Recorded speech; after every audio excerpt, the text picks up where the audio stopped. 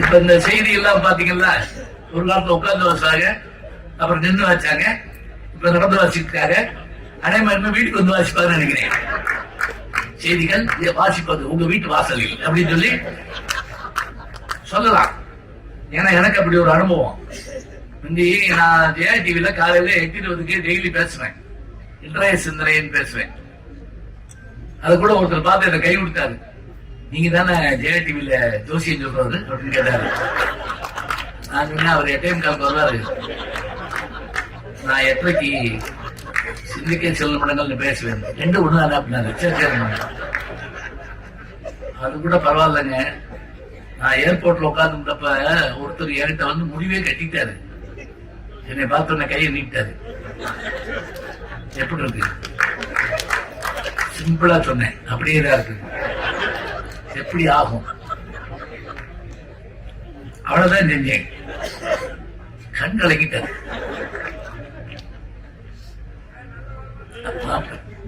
பத்தில அதை வர பாருங்க. சொல்லிட்டு நான் அவர்கிட்ட ஒரு 500 ரூபா 500 ரூபா வாங்கிக்கலாம்.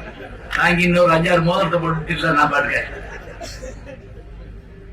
அப்ப இந்த 8:20 டெய்லி பேச சொன்னா இல்லையா, ஒரு சென்னைக்கு வந்துட்டு ஒரு நண்பரை பார்க்க போட பிரசவத்துல அந்த தெருக்குள்ள போயிட்டு வீடு தெரியல. சரி, யார் வீட்டுல பெல் அடிச்சு கேட்போம்னு சொல்லிட்டு ஒரு வீட்டுக்கு போறேன். பெரிய கண்ணாடி டோர், வாசல்ல காலிங் பெல். உள்ள ஒரு அம்மா லேண்ட் லைன்ல பேசிட்டாங்க. அப்ப எல்லாம் செல்லு வரல. வந்துச்சா அவங்க ஆங்கில இருந்துட்டு நாங்க ஒரு 20 வருஷத்துக்கு முதல்ல நான் போய் பெல் அடிச்ச உடனே அந்த அம்மா என்னை நிமிந்து பார்த்துருச்சு. போன் பேசிட்டு இருந்தது அப்படின்ச்சு. வரேன்னு அர்த்தம். அப்ப மணி காலையில 8:30. கதவை திறந்த உடனே அந்த அம்மா கேட்ட முத கேள்வி, இப்ப வீடு வீடா வந்து சொல்றீங்களாக்கும் அப்படின்ச்சு.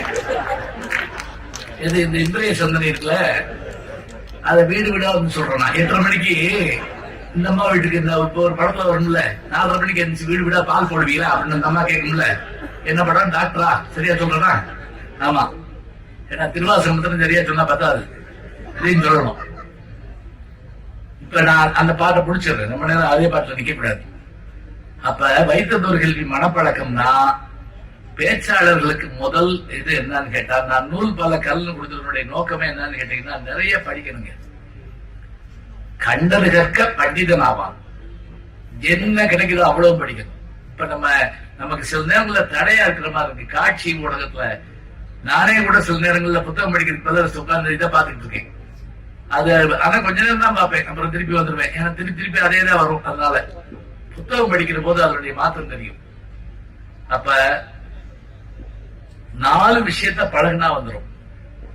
1 சித்திரம், 2 செந்தமிழ், 3வது மனப்பாடம், 4வது என்னன்னு கேட்டா நித்தம் நடையும் நடைப்பழக்கம்ங்கிறாங்க. நடைன்னா என்னன்னு கேட்டீங்கன்னா ஒழுக்கம்னு அர்த்தம். நடைனா நீங்க வாட்டு காலைல வாக்கிங் போறதுன்னு நினைச்சிடாங்க. அதுக்கு என்ன ஆதாரம்னு கேட்டீங்கன்னா, எப்பவுமே ஒரு வார்த்தை சொன்னீங்கன்னா அதுக்கு என்ன ஆதாரம்னா அதுக்கு ஒரு மேற்கோள் காட்டணும். எங்க இருந்தாவது எப்படி மேற்கோள் காட்டணும் அப்படின்னா, நன்னடை நல்கள் வேந்தற்கு கடனே. புறநானூற்றுல ஒரு பாட்டு இருக்கு, ஈன்று புறந்தறுதல் எந்தலை கடனே. நல்ல கடன்னா கடமைன்னு அர்த்தம். ஏன்னா வாத்தியார் சொல்லி கொடுத்துருக்காரு, ஈன்று புறந்தறுதல் எந்தலை கடனே, சான்றோனாக்குதல் தந்தைக்கு கடனே. அதை போய் எந்திரிச்சு ஊரை சுத்தி எங்க அப்பனுக்கு கடனே அப்படின்னு இருக்கான். கடன்னா அர்த்தம் இல்ல, கடமைன்னு அர்த்தம். அப்ப நன்னடை நல்கள் வேந்தற்கு கடனே அந்த இதுல வருது. அத நடைங்கிறது ஒழுக்கம்னு அர்த்தம். இந்த 4 பழகினா வந்துருமா. 3 பாரம்பரியமா வரணுமா. ஹெரிடிட்டின்னு சொல்றோம் இல்லையா, நம்முடைய உடம்புல ஜீன்ஸ்ல வரணுமா. தாத்தா பாட்டி அப்பா அம்மா அண்ணன் தம்பி யாரோ ஒருத்தர் இருந்து ஒரு நல்ல விஷயம் நமக்கு வரணுமா. நோய் தான் வரும்னு நினைக்காதீங்க. இப்ப சொல்றாங்கல்ல, சொத்து வரலைன்னாலும் சுகர் வந்துருங்க அப்படிங்கிறாங்கல்ல. அப்ப அது மாதிரி நல்ல விஷயமும் நமக்கு வந்து சேரும். தந்தையார் இடத்துல முன்னோர்கள் இடத்துல நமக்கு வரும். அது எதுன்னு கேட்டீங்கன்னா, நட்பு, தயை, கொடை. இது 3 வரணுமா. எல்லாராலையும் கொடுக்க முடியாதுங்க. கர்ணனை ஏன் சொல்றோம்? கார்த்திகைக்கு பிறகு மழையும் இல்லை, கர்ணனுக்கு பிறகு கொடையும் இல்லைன்னு ஏன் சொல்றோம்னா, அவன் எப்படி கொடுப்பான்னு கண்டுபிடிக்க முடியாதுங்க. மழை கொடுக்கும் கொடையும் ஒரு 2 மாதம், வயல் வழங்கும் கொடையும் ஒரு 3 மாதம், பசு வழங்கும் கொடையும் ஒரு 4 மாதம், பார்த்திபடாம் கர்ணனுக்கோ 4 மாதம். என்ன கொடுப்பான் எவை கொடுப்பான் என்று இவர்கள் எண்ணும் முன்னே பொன்னும் கொடுப்பான், பொருளும் கொடுப்பான். போதாது போதாது என்றாலும் இன்னும் கொடுப்பான். இவையும் குறைவென்றால் எங்கள் கர்ணன். தன்னை கொடுப்பான், தன் உயிரை தான் கொடுப்பான். தயாநிதி. எவ்வளவு அருமையான வார்த்தை பாருங்க. இந்த மாதிரி கொடுக்கணுமே. நினைச்சு பாருங்க, அந்த கடைசி கட்டத்துல கர்ணன் படம் பார்த்திருப்பீங்க. அவர் அந்த உள்ளத்தில் நல்ல உள்ளம் எல்லாம் பாடிட்டு என்ன வேணும்னு கேட்பாங்க. கர்ணன் ஒண்ணு இல்ல, உங்கள்கிட்ட தானம் பெறலாம்னு வந்தேன். இதுவே கேலி கூத்தா இருக்கு பாருங்க. அடிபட்டு உடம்புல உயிர் உள்ள இருக்கா வெளியே இருக்கான்னு தெரியாத நேரத்துல போய் தானம் கேட்கிறோம். இப்ப நம்ம லேசா தலைவலி இருந்தா யாராவது பிச்சைக்காரன் இருந்தா அப்படியே போயிடு. உளவெறி தாண்டவ மாறிக்கிட்டு இருக்கு. உன் நன்மைக்கு தான் சொல்றேன், போயிடு சொல்லுவோம்ல. சொன்னா ஆவியோ நிலையில் கலங்கி அகத்ததோ புறத்ததோ அறியேன். உள்ள இருக்கா வெளியே இருக்கான்னு தெரியல. இப்ப நீ கேட்கிற என்ன வேணும்? அப்ப அந்தனாக அந்த கர்ணபெருமான் சொன்னாரா, உன்னுடைய புண்ணியங்கள் எல்லாம் எனக்கு தரணும். அப்ப கர்ணம் பட்ட சந்தோஷம் யாருமே படலையாங்க. ஏன் தெரியுமா? தரத்தக்கதை கேட்ட நீ இப்ப எனக்கு புளியோதரை வேணும்னு கேட்டீங்கன்னா என்ன பண்ணுவேன்? ஏதாவது ஆர்டர் பண்ண முடியுமா? என்னால என்ன தர முடியுமோ அதை நீ கேட்டீங்கன்னா, தரத்தக்க விஷயம் இருந்தா பொருள் இருந்து கொடுக்கிற மாதிரி சந்தோஷம் எதுங்க இருக்கு? ஈத்துவக்கும் இன்பம் அரியார்கள் மாநிலரை வைத்திலக்கும் மண் கணவர். யாரு? திருவள்ளுவர். நடுவில் யாருன்னு சொல்லியிருக்கேன் நான். ஏன்னா அது அவர் எழுதினார். உங்களுக்கு நடுவில் பாடுறது ஈத்துவக்கும் இன்பம்னா என்ன தெரியுங்களா? கொடுக்கிறப்ப ஒரு மகிழ்ச்சி. அத வாங்குறாங்கல்ல, அவங்க வாங்குறவங்க முகத்தை பாக்குறப்ப ஒரு மகிழ்ச்சியா, சந்தோஷம் வாங்கி போறாங்கல்ல, அந்த சந்தோஷம் வேணுங்க. அது பார்க்கணும். இது திருவள்ளுவர் கேட்கிறாரு, இந்த இன்பத்தை சில பேர் இழந்துட்டு வாழ்றானே, அவனை மாதிரி குடும்பக்காரன் உலகத்துல உண்டா? இல்லேன்னு சொல்லாத. அப்புறம் வாங்குற ஆள் தான் போயிருவாயினா. வாங்க ஆள் இல்லைன்னா நீ கொடுக்க முடியாதான். நீ தரத்தக்கதை கேட்டன்னு சொல்லிட்டு தன்னுடைய உடம்புல பாஞ்சிருந்த அம்பெடுத்து உடம்புல ஓடுற ரத்தத்தை எடுத்து அப்படி அள்ளி அப்படி ஊத்துன உடனே புண்ணியம் பூரா சேர்ந்துருச்சு. ஏன்னா அந்த காலத்துல என்னன்னு கேட்டீங்கன்னா, ரிஜிஸ்டர் ஆபீஸ் எல்லாம் எப்படி இருந்துச்சு நமக்கு தெரியல. பஞ்சபூதங்களை சாட்சியா வச்சுதான் எதுவும் பண்ணுவாங்க. நீர், நிலம், நெருப்பு, காற்று, ஆகாயம் இதை வச்சுதான் பண்ணுவாங்க. அப்ப அதனால கல்யாணத்தப்ப பாத்தீங்கன்னா நெருப்பு வளர்க்கறது, இந்த பானைக்கரணம் தண்ணியை பற்றி பண்றது எல்லாம் மட்டும்தான் வைப்போம். இப்ப என்ன பண்றா, ரத்தத்தை அப்படி கையில எடுத்து ஊத்தலாம். அவ்வளவும் கொடுத்தேன். உடனே கண்ணபரமாத்மா அப்படியே ஆடி போனார். அவர் கடவுள்கா ஆடி போயிட்டு என்ன பண்ணாரு, சடார்னு தன்னுடைய உருவத்தை மாத்திட்டு யாருக்குமே காண கிடைக்காத மகாவிஷ்ணு உருவமாக மாறி, உனக்கு என்ன வேணும்? திரைக்கதைப்படி அவன் வாங்கத்தான் வந்தார், கொடுக்கணும்னு வரல. ஏன் கொடுக்கணும்னு இவருக்கு ஒரு யோசனை வந்துச்சு. சொல்லுங்க பார்ப்போம், ஏன் கொடுக்கணும்னு ஞாபகம் வந்துச்சு. அவன் கொடுத்துட்டான், உனக்கு என்ன வேணும்னு உடனே கேட்டு ஏன் கொடுக்கணும்னு யோசனை வந்துச்சு. சரிங்களா? வாழ்நாளெல்லாம் அள்ளி கொடுத்தா இல்லையா, அவன் ரத்தம் கையில பட்ட உடனே இவருக்கும் கொடுக்கணும் போல இருந்துச்சாங்க. அதான் உண்மை. அதுதான் நல்லாரை காண்பதும் நன்றே, நலமிக்க நல்லார் சொல் கேட்பதும் நனி நன்றேன்னு என்ன அர்த்தம்? நல்லவனோட சேர்ப்பா, நல்ல புத்தி வரும். கர்ணபெருமானுக்கே அந்த கர்ணனுடைய ரத்தம் உனக்கு என்ன வேணும்னு கேட்டுட்டு அவன் சொன்னா, எனக்கு என்ன வேணும்? உன்னைய பார்க்கணும்னா, சொல்றான் ஒரு வார்த்தை, உன்னைய பார்க்கணும்னா தவம் இருந்து பார்க்கணும். முள்ளு மேல நின்று பார்க்கணும், கல்லு மேல நின்று பார்க்கணும், பட்னியா கிடந்து பார்க்கணும். அப்படி கூட பார்க்க முடியாது இல்லையா? செத்து அங்க வந்து பார்க்கணும். ஆனா நானு எதுவுமே செய்யாம உன்னை நான் பாக்குறேன்னா நான் எவ்வளவு பெரிய ஆளு சொல்லிட்டு எனக்கு என்ன வர வேணும் தானே கேட்கிறேன்.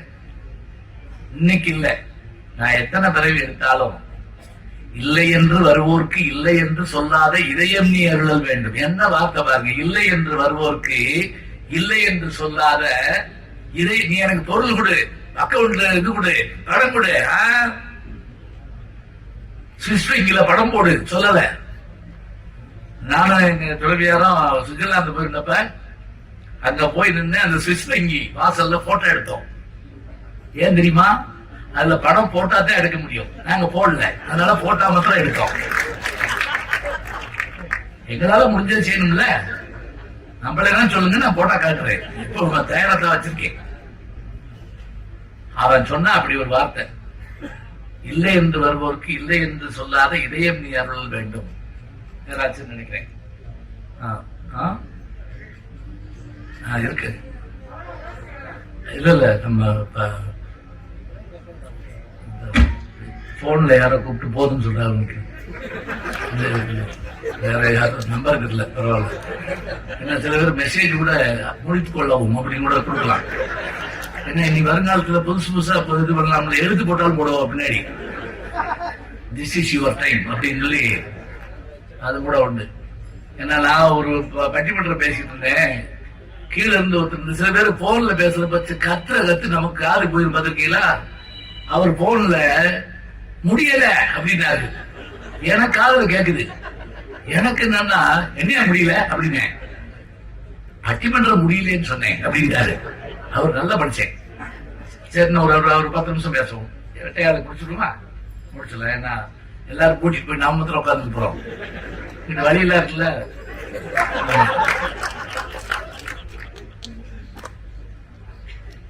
ஏன்னா சில படங்கள்லாம் போட்ட உடனே கதவை போட்டு வாங்கிக்கிறீங்களா, எவ்வளவு வெளியே போக கூடாது, பாரு டிக்கெட் வாங்கல அப்படின்னு இருந்து கேட்கலாம். கொஞ்ச நேரம் தான். நம்ம நூல் பல கல்லுன்னு சொன்னா எல்லா விஷயத்தையும் படிக்கணும், எல்லா மொழியிலையும் படிக்கணும். எனக்கு அதான் விருப்பம்.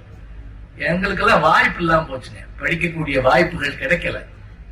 இருந்திருந்தா கிராமத்திலிருந்து வர்ற போது எங்களுக்கு தெரிஞ்சது தமிழ் மட்டும்தான் இருந்தது. ஆங்கிலம் ஒரு பேப்பர் தான் இருந்தது. ஆங்கிலம் படிக்கக்கூடிய, ஹிந்தி படிக்கக்கூடிய, தெலுங்கு படிக்கக்கூடிய, பாரதிக்கு 11 மொழி தெரியுங்கிறாங்க. எட்டயபுரத்தில் பிறந்ததால் தமிழ், பாளையங்கோட்டையில் படித்ததால் ஆங்கிலம், காசியில 4 ஆண்டுகள் இருந்ததால் ஹிந்தி, சம்ஸ்கிருதம், பாண்டிச்சேரியில 1908 இருந்து 18 வரைக்கும் 10 வருஷம் இருந்ததால் பிரெஞ்சு, தெலுங்கு, கன்னடம், மலையாளம் அப்படின்னு 11 மொழிகள் தெரிஞ்ச பாரதி சொன்ன வார்த்தை என்ன தெரியுமா?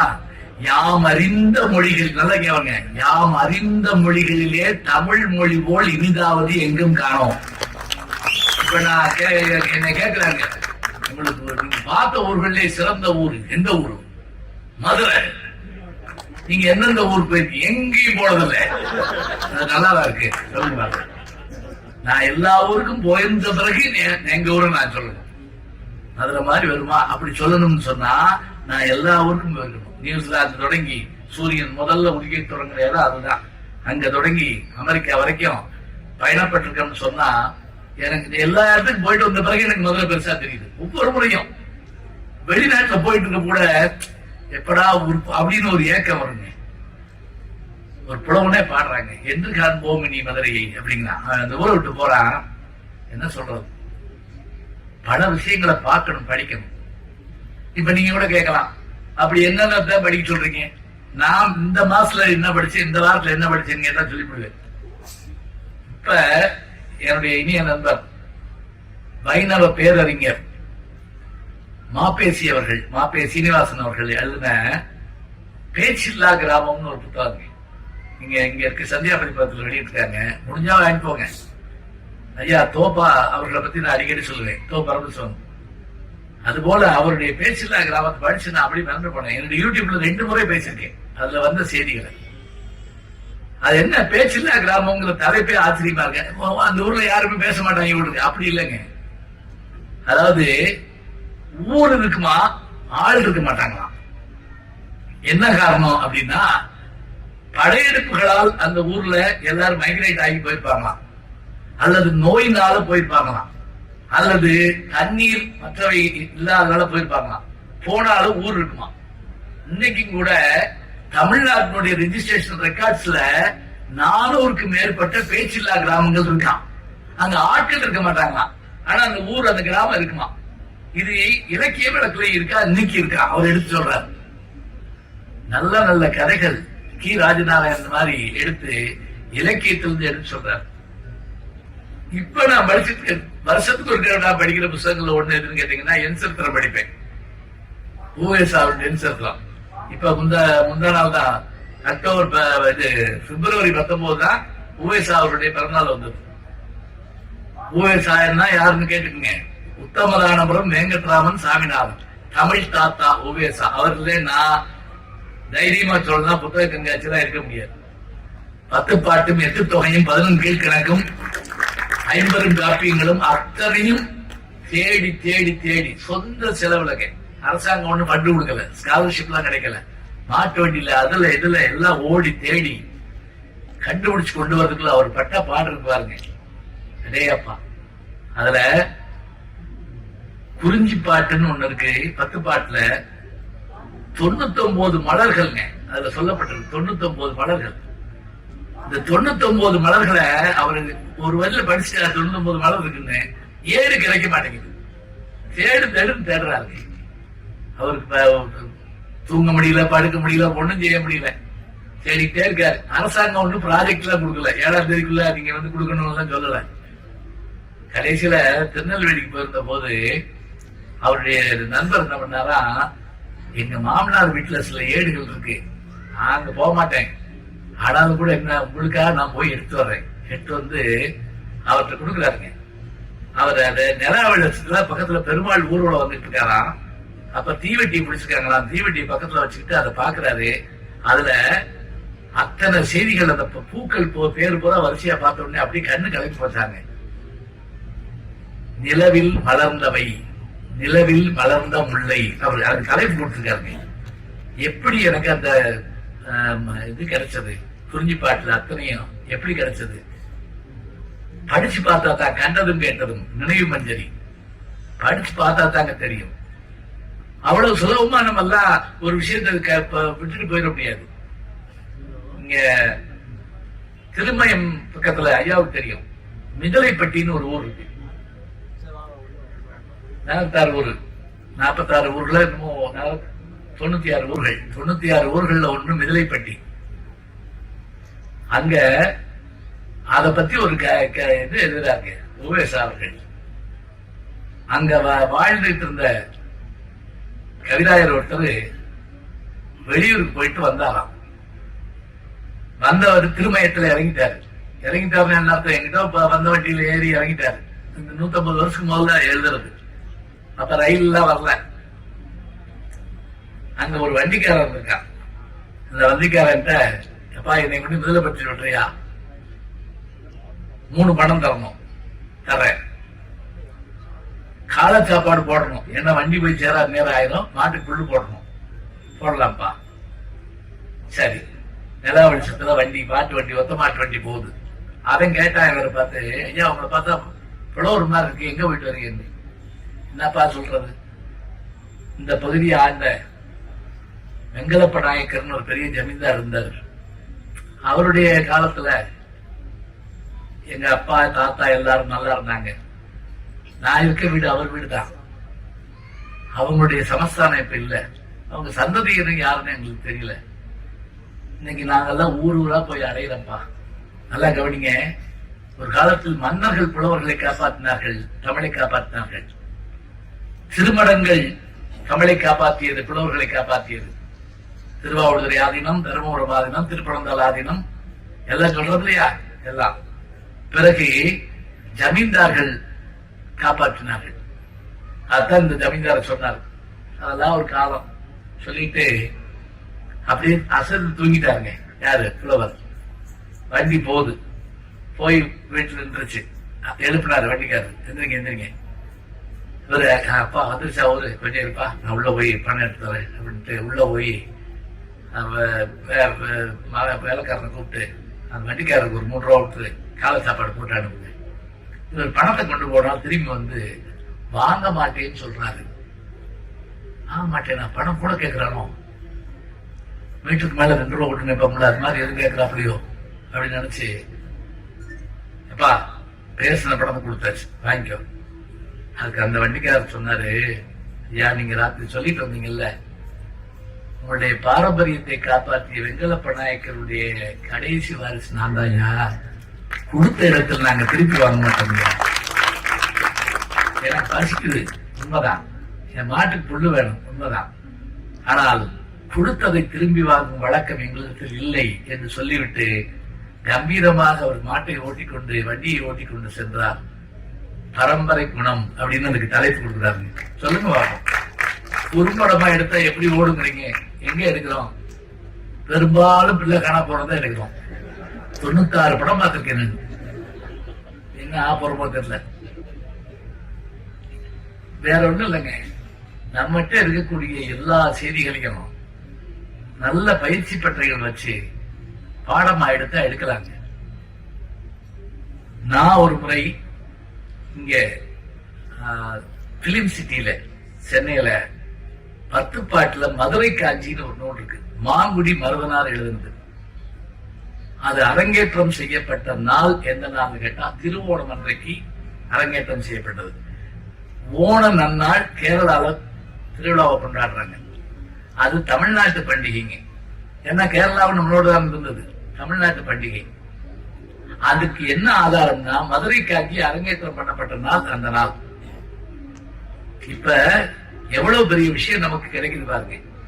மதுரை காஞ்சி சொல்லப்படுற செய்திகள் அத்தனை அருமையா இருக்கு. இதெல்லாம் நம்ம தெரிஞ்சுக்கிட்டாதான் அதனுடைய அருமை தெரியும். மதுரை காஞ்சிய உவேசா தொகுத்து வச்சார். அதே போல 10 பாட்டை தொகுத்தார், 8 தொகையை தொகுத்தார். பரம்பரை குடம்னு அவர் சொல்றப்ப அந்த செய்தி நமக்கு அவ்வளவு ஆச்சரியத்தை கொடுத்தது. நூல் பல கல்னு நான் சொல்ற போது எதுக்காக படிக்க சொல்றோம் அப்படின்னு கேட்டா, படிக்க படிக்க ஆனந்தம் ஏற்படுங்க. இங்க இருக்கக்கூடிய மயிலாப்பூர்ல திருஞான சம்பந்தர் எலும்ப பெண்ணா மாத்தினாருன்னு நம்ம வரலாற்றுல படிக்கிறோம். சாம்பல்ல இருந்து பெண் எழுந்து வந்தான்னு படிக்கிறோம். இதை நான் ஒரு இடத்துல பேசுறப்ப கீழே இருந்த ஒருத்தர் கேட்டாரு, என்ன ஒரு அளவு இல்லையா? செத்தவரை எழுப்பினான்னு சொன்னா கூட பரவாயில்ல, சாம்பல்ல இருந்து வர்றாருன்னு சொல்றீங்களே. புராணத்துல இருக்கு, பீனிக்ஸ்னு ஒரு பறவை சாம்பல்ல இருந்து வருதுன்னா அதை மட்டும் கை தட்டி வரவேற்கிறீங்கல்ல, அது ஒத்துக்கிறீங்க, இதை ஒத்துக்கிற மாட்டீங்கல்ல, என்ன அர்த்தம்? புராணங்கள்ல இருக்குது. அவர் ஒவ்வொரு பாட்டா பாடுறப்ப அந்த உருவம் பெற்று வந்தது அப்படிங்கறத சொல்றப்ப திருவோணம் காணாமல் போனாயே கும்பாவைன்னு அவர் சொல்றாரு. திருவோணம் நம்முடைய பண்டிகையாக இருந்திருக்கணும் அப்படின்னு நம்ம சொல்றாரு. இங்க பிலிம் சிட்டியில மதுரை காஞ்சிய நான் பாடப்பாட நடத்தினேன். அத நான் நடத்தி முடிச்ச உடனே அவங்க குறும்படம் எடுக்கணும். அப்ப நான் என்ன பண்ண தெரியுங்களா, நான் சினிமாவில் இருக்கிறதுனால, ஓரளவுக்கு சினிமாவில் இருக்கிறதுனால ஒரு 30-35 படம் நடிச்சிருப்பேன்னு வச்சுக்கோங்களேன். இப்போ ஒரு 2 படத்தை நடிச்சிட்டு இருக்கேன். இன்னைக்கு காலையில கூட விருமன் படத்துக்கு டப்பிங் பண்ணிட்டு வந்திருக்கேன். மே மாசம் வருது பாத்துருங்க. அப்புறம் விஜய் சேதுபதி படம் ஒண்ணுல அந்த ஹீரோயினுக்கு எப்பவும் கூட அப்பா வர்றேன். வேற வழி என்ன செய்யறது? ஆமா, அது அந்த பொண்ணு மிஸ் இந்தியா இப்போ 2018 மிஸ் இந்தியாவை நடிச்ச பொண்ணு, மிஸ் இந்தியா வந்த பொண்ணு. அதுக்கு அப்பா நடிச்சிட்டு இருக்கேன். இல்ல நடிக்க மாட்டேன், அதை பாத்துங்க. இல்ல அங்க நான் எப்படி பாடம் நடத்துறேன்னு சொன்னேன் கேட்டீங்கன்னா, மதுரை காஞ்சியில எதெல்லாம் லாங் ஷாட்டு, இன்னைக்கு போடுறோம்ல ட்ரோன் ஷாட்னு சொல்றோம்ல, எதெல்லாம் மேல இருந்து காட்டக்கூடிய ஷாட்டு, எது க்ளோஸ் அப், எது டைட் க்ளோஸ் அப், இதெல்லாம் நான் வரிசையா சொன்னேங்க. உதாரணமா அந்த அதிகமான வரிகள் கொண்டது மதுரை காஞ்சி தான். அதுல முழு மதுரையை நேர்முக வர்ணனை பண்ணுவாங்க. இப்ப நீங்க கிரிக்கெட் நேர்முக வர்ணனை பாக்குறீங்கல்ல, முழு வர்ணையை நேர்முகம் பண்ணுவாங்க. அதுல இரவு நேரத்து காவலர்கள் போறதும் இவங்க போற நேரத்துல திருடர்கள் தயாராகிறதுன்னு சேர்த்தே சொல்றாரு. திருடர்கள் எப்படி இருப்பானா, கருப்பு உடை அணிஞ்சு என்ன தேய்ச்சிருப்பானா மேலெல்லாம். ஏன்னா பிடிச்சா வலிக்கிட்டு போயிருக்காங்க. அவன் குறு வாழ் வச்சிருக்கானா. அதே போல அவனை பிடிக்கிறதுக்காக இவங்க கையில என்னென்ன வச்சிருக்காங்கன்னா, இவங்க கையில ஆயுதம் வச்சிருக்காங்களா. அதுல மீன் சின்னம் பொறிச்சிருக்கான். இப்ப நீங்க க்ளோஸ் அப்ல காட்டிக்கலாம் இல்லையா, அவன் கையில கயிறு வச்சிருக்காங்க. அந்த கயிறு முன்னாடி உடும்பு தொங்குதா. உடும்புங்கிறது ஒரு நீங்க டிஸ்கவரி சேனல்ல பாத்துருப்பீங்க. அந்த உடும்பு அப்படி சுத்தி மேல போட்டோம்னா அது பிடிச்சிட்டு அதை பிடிச்சி ஏறி போயிடலாம். இந்த உடும்பு புடியா பிடிச்சாடா அப்படின்னாலே உடும்புங்கிறது ஒரு ஓனான் மாதிரி கொஞ்சம் பெருசா இருக்கும். உடும்பு முட்டையில பத்தி இதுல இருக்கு, இலக்கியத்துல இருக்கு. என்னன்னு சொல்ல போனா, உடும்பு கறியும் மூங்கில் அரிசியும் சேர்த்து புலவு சமையல் சமைச்சு புலவர்களுக்கு கொடுத்ததாக மலைபடுகடாம் என்ற ஒரு நூல் இருக்குது. முதல் பிரியாணி நம்மளுக்கு ஞாபகம். இதெல்லாம் எப்படி உட்கார்ந்து படிக்கிறீங்க? வேலைக்கு போய் உன்னை படிக்கிறப்ப பசிக்கணும், நமக்கு உன்னை படிக்கிறப்ப ருசிக்கணும், நமக்கு உன்னை படிக்கிறப்ப பார்த்த மாதிரி இருக்கணும். ரஷ்யா போயிருந்தேன். அந்த தெருக்கள் வீதிகள் வழியா போறப்ப எனக்கு புதுசு மாதிரி தெரியல. உடனே நீங்க பூர்வ ஜென்ம நினைவு வந்துருச்சு. நெஞ்ச பரப்பதில்லை படத்துல மாதிரி ரஷ்ய நாவல்கள் மொழிபெயர்ப்பு அந்த காலத்துல என்சிபிஎஸ்ல போடுவாங்க. மொழிபெயர்ப்பு என்னுடைய கப்பாசிந்தின் முன்னாள் தலைவர் சண்முகம் அவர்கள் அவங்க நிறைய புத்தகங்கள் எனக்கு கொடுப்பாங்க. கூட லியோ டால்ஸ்டாயோட கதைகளை போட்டிருக்காங்க. அந்த கதைகளை படிச்சு படிச்சு என்னன்னு கேட்டீங்கன்னா, எந்த தெரு வழியா போனா எந்த ஆறு வரும், எது இப்படி வாழ்கா முதல் கங்கை வரை இவருடைய புத்தகம் அடிக்கடி நான் சொல்லுவேன். ராகுல சாங்கித்யாயம் 33 மொழிகள் தெரிஞ்சவர். அந்த வீதி சந்தெல்லாம் இருக்கிற மாதிரி வர்ணனை இருக்குதுங்க. அப்படியே படிச்சு படிச்சு படிச்சு படிச்சு படிச்சு கேட்டு கேட்டு கேட்டு இப்ப நான் உங்களுக்கு சொன்னேன்ல, இந்த பரம்பரை குணத்துல மிதிலைப்பட்டி, திருமயம், இரவு நேரம் வண்டியில போறது அவங்க பேசிட்டு போனாங்க. அப்படியே பதிவாகும். நமக்கு கேட்கக்கூடிய ஆற்றலை உருவாக்கிட்டோம்னா அத்தனை விஷயங்களை சொல்ல முடியும். அப்ப திரைப்படமா பண்ணுவதற்கு 1000 கதைகள் நம்மகிட்ட உண்டு. நிறைய படிங்க. ஒரே ஒரு வார்த்தையோட முடிச்சிடுறேன். துன்பம் வர்றப்ப அந்த துன்பத்தை போக்கிக் கொள்வதற்கு எல்லா மதங்களிலும் நமக்கு ஆறுதல் வார்த்தைகள் இருக்கின்றன. இஸ்லாம் ஆறுதல் வார்த்தையை சொல்கிறது, கிறிஸ்தவம் சொல்லுகிறது. புத்தர் ரொம்ப சிம்பிளா சொன்னாரு, ஏய் ஆசைப்படாத, பட்டேனா துன்பம் அப்படின்ட்டாரு ஒரே வார்த்தையில. நம்மளும் சொன்னாரு, ஆசை அருமீன்கள் ஆசை அருமீன்கள் ஈசனோடாயினும் ஆசை அருமீன்கள் சொல்லிட்டாரு. எல்லாரும் அவங்க பங்குக்கு சொல்றாங்க. ரொம்ப கஷ்டமா இருக்கிறப்ப 2 விஷயத்த சொல்லுவாங்க. என்னன்னு கேட்டா, ராமாயணத்துல சுந்தரகாண்டம் படிக்க சொல்லுவாங்க. ஏன்னா சீதை துயரிட்டு இருந்த போது அந்த துயரை நீக்குவதற்கு அனுமன் வந்த இடம் சுந்தரகாண்டம் தான். பாலகாண்டம், அயோத்திய காண்டம், ஆரண்ய காண்டம், கிஷ்கிந்த காண்டம், சுந்தரகாண்டம், யுத்தகாண்டம் 6 பகுதி தான் மொத்தம். சுந்தரகாண்டத்துல சுந்தரம்னா அழகுன்னு அர்த்தம். அழகுன்னா அழகு. சீதையினுடைய வர்ணனை, இலங்கையினுடைய வர்ணனையை நீங்க பாத்தீங்கன்னா, நான் போயிருந்தாங்க இலங்கைக்கு. நுவரேலியாங்கிற பகுதிதான் சீதை வச்சிருந்த அந்த சிறை வச்சிருந்த அசோகவனம் இருக்கிற இடம் அங்கதான் இருக்கு. இன்னமும் நான் கூட பார்த்தேன், எதுக்கு அந்தமா அவசரப்பட்டு முடிவெடுத்து போச்சு அப்படின்னு. அவ்வளவு அருமையான இடங்க. 6 அருவி, மான், குயில், யானை எல்லாம் இருக்காங்க. காலையில நான் வாக்கிங் போனீங்கன்னா மேகம் கூட வருதுங்க நம்மளோட. அப்படி இடம் நுவரேலியா. சுந்தரகாண்ட படிக்கிறப்ப மனதில் வருத்தம் நீங்கும். நாடுகள்ல மழை பெய்யலைன்னா ராடபருவம் படிக்க சொல்லுவாங்க. 12 ஆண்டு காலம் காட்டுல இருந்துட்டு 1 வருஷ காலம் ஒழிஞ்சிருக்கணும். உங்களை கண்டுபிடிச்சிட்டோம்னா நம்மளை திருப்பி 12 வருஷம் காட்டுக்கு அனுப்புவோம்னு சொல்லிடுறான் துரியோதனை. 1 வருஷ காலம் பாண்டவர்களும் பாஞ்சாலி ஒழிஞ்சிருந்த இடம் எது? விராட தேசம். தர்மன் கங்கபட்டர் பேர்லையும், பீமன் பலாயனங்கிற சமயக்காரனாவும், அர்ஜுனன் மிருகநிலைங்கிற பேடி வடிவத்தோடும், அதே போல நகுல சகாதேவர்கள் காமக்கிரந்தி, தந்தரி பாலன் என்கின்ற பேர்ல குதிரையும் பசுக்களையும் பார்த்துக்கிற பாரியும், பாஞ்சாலி ஒப்பனை பெண்ணாக ஃபர்ஸ்ட் மேக்கப் உமன் அவதாங்க. இவங்க 5 பேர் ஒழிஞ்சிருந்த இடம். அப்ப 6 பேர் அந்த பெண்ணை சேர்ந்து 6 பேர் ஒழிஞ்சிருந்த இடம். அதுல இருந்து ஒரு விஷயத்தை மாத்திரம் எடுத்து என் நண்பர் கமலஹாசன் சொன்ன நான். பிறகுநிலைன்னா சாபத்தின் காரணமாக பேடி வடிவத்தை எடுத்துக்கிறான் அர்ஜுனன். அவனை குதிரை ஓட்ட சொல்றாங்க, வண்டி ஓட்ட சொல்றாங்க. யாரு? அந்த அரசனுடைய மகனுக்கு. இந்த அரசனுடைய மகன் கௌரவர்கள் படையை பார்த்துட்டு ஓடிடுறான். இப்ப அந்த அர்ஜுனன் விரட்டி போறான். ஓடாத ஓடாத ஓடாதுன்றான். அப்படி அப்படி 3 சுத்து சுத்துறாங்க. எல்லாரும் சிரிக்கிறாங்க. 3வது சுத்துல அந்த அர்ஜுன் தான் வெளியே வந்தான். இதுதாங்க விஸ்வரூப மடம். தெரியுமா உங்களுக்கு? அந்த கையை கட்டி போட்டுப்பாங்க பாத்தீங்களா? அவுத்து விட்டவன எந்திரிச்சு அடிப்பார்ல, எவன் என்று நினைத்தான்.